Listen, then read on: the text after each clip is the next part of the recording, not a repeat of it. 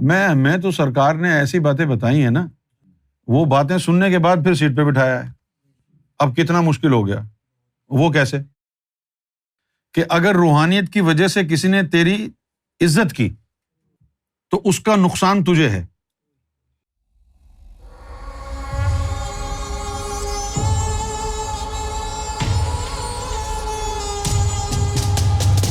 میرے گھر میں اور آس پاس کسی کو کوئی تکلیف یا بیماری کی وجہ سے تو میں اول آخر درود ابراہیم پڑھ کے 21 بار یا گوہر پڑھ کے دم کرتا ہوں، اور یہ یقین رکھتا ہوں کہ اسے سرکار کے نام سے شفا ملے گی۔ آپ سے عرض ہے کہ میرے اس عمل میں رہنمائی فرمائیں، اگر کوئی اجازت بھی عطا ہو جائے تو کرم ہوگا۔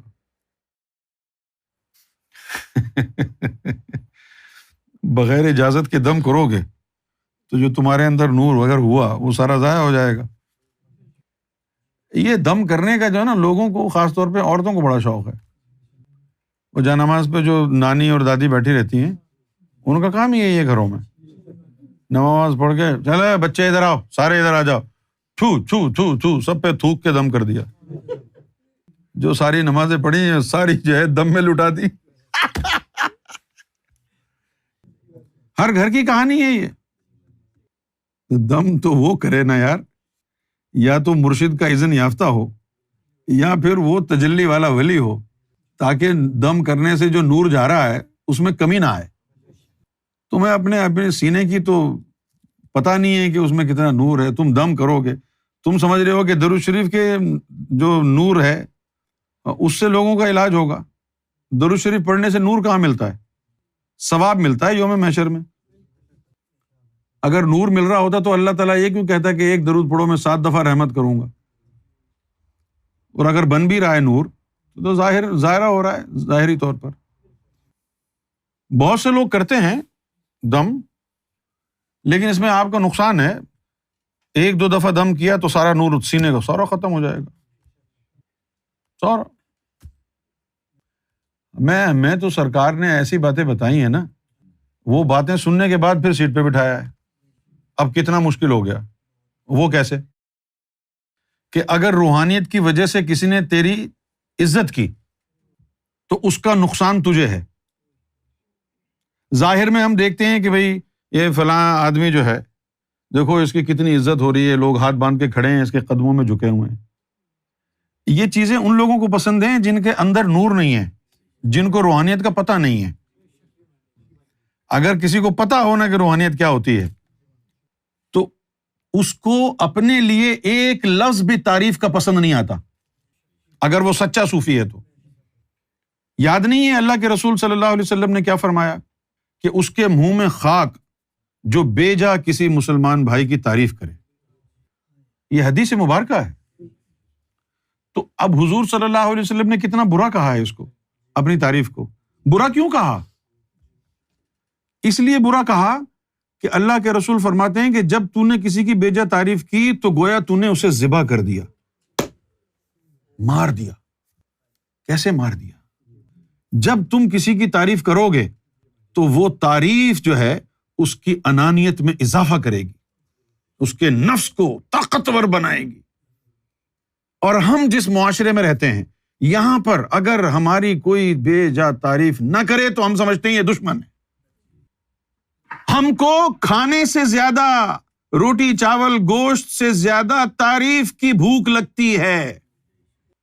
We are desperately hungry of praise. This is a problem. کیونکہ یہ جو تعریف ہے یہ انسان کے نفس میں انانیت کو طاقتور بناتی ہے، اور برائی، کرٹیسزم، تنقید، ملامت، یہ انسان کے نفس کو کمزور بناتی ہے۔ جو ہمارے نفس کے لیے زہر ہے وہ ہمیں پسند ہے، جو ہمارے نفس کے لیے اکسیر ہے، فائدے مند ہے، اس کے اوپر ہم واویلا کرتے ہیں۔ جی دیکھو اس نے میری برائی کر دی۔ برائی کر دی تو تیرے نفس کے لیے اچھا ہے، لوگ کرتے رہیں تیری برائی۔ اب بایزید بسطامی رحمۃ اللہ علیہ کا واقعہ سرکار نے کئی دفعہ سنایا کہ ایک شخص تھا، وہ بایزید رحمۃ اللہ علیہ کی برائی کرتا تھا۔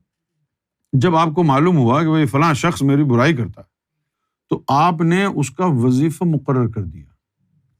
اب وہ وظیفہ بھی لیتا رہا، برائی بھی کرتا رہا۔ ایک دن اس کی بیوی نے اس کو کہا کہ نمک حرام، یا تو وظیفہ بند کر دے یا برائی کرنا چھوڑ دے، تیرے اندر بالکل بھی حیا نہیں ہے، جن کی تو برائی کر رہا ہے وہ تجھے ہر مہینے وظیفہ بھیجتے ہیں، تو پھر بھی ان کی برائی کرتا ہے۔ اس کی سمجھ میں آ گئی کہ اوہو یار کہیں وظیفہ بند نہ ہو جائے، کیونکہ عورتیں تو اسی اینگل سے سوچتی ہیں نا کہ یہ جو بیٹھا ہوا ہے گدھا، اس کو کیا پتا یہ برائی کرتا رہے گا تو وظیفہ بند ہو جائے گا، پھر کھائیں گے کہاں سے؟ تو یہ بات عورت کو سمجھ میں آتی ہے، تو اس اینگل سے اس نے کہا۔ اب اس نے کیا کیا، مرد نے برائی کرنا بند کر دی۔ اب جب اس نے برائی کرنا چھوڑ دی، ادھر بایزید نے وظیفہ بند کر دیا۔ اب جب وظیفہ بند ہوا تو وہ ان کے پاس حاضر ہوا، کہنے لگا کہ حضور جب میں آپ کی برائی کرتا تھا تو آپ مجھے وظیفہ بھیجتے تھے، اب جب سے میں نے برائی چھوڑی ہے تو آپ نے وظیفہ بند کیوں کیا؟ تو بایزید بسطامی نے کہا کہ جب تو میری برائی کرتا تھا تو تیرے برائی کرنے سے میرے گناہ جلتے تھے، تو میرا مزدور تھا، میں اس کا وظیفہ تجھے بھیجتا تھا نا۔ اب جب تم نے وہ مزدوری چھوڑ دی ہے، میری برائی نہیں کرتے، تو اب میں کس بات کا وظیفہ دوں؟ یہ ہے تصوف، کہ اگر آپ کی کوئی برائی کرتا ہے، آپ کو کوئی برا بھلا کہتا ہے، بجائے چیخنے چلانے کے، لڑائی جھگڑا کرنے کے، شکر ادا کریں کہ اس کی برائی سے آپ کے گناہ جل رہے ہیں، آپ تو تلوار نکل کے مارنے پہ آ جائیں گے۔ روحانیت میں الٹ گیم ہے، برائی کرنے والوں سے لڑائی نہیں کرتے، شکریہ ادا کرتے ہیں کہ بھائی تھینک یو یار، آپ میرے گناہ بخشوا رہے ہیں۔ روحانیت کی چالیں ایسی ہیں، لیکن اگر یہ روحانیت اختیار کر لی جائے تو بھائی ایک آدمی کسی کی کتنی برائی کرے گا، ایک دن تو چپ ہی ہو جائے گا کہ یار وہ تو بیچارہ میری تعریفیں ہی کرتا ہے، میں برائیاں کرتا ہوں۔ معاشرے میں کتنا بدلاؤ آئے گا اس سے۔